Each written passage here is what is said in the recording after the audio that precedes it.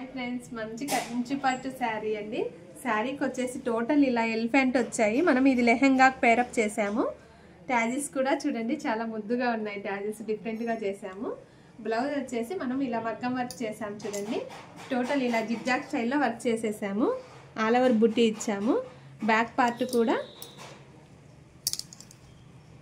Boat neck స్టైల్లో zigzag చేసాము చూడండి. ఇలా జిగ్జాగ్ స్టైల్లో వర్క్ చేసేసాము. ఆల్ ఓవర్ బుట్టి బ్యాక్ ఓపెన్ అండి. హ్యాండ్స్ కూడా ఎలిఫెంట్ ఇచ్చాం.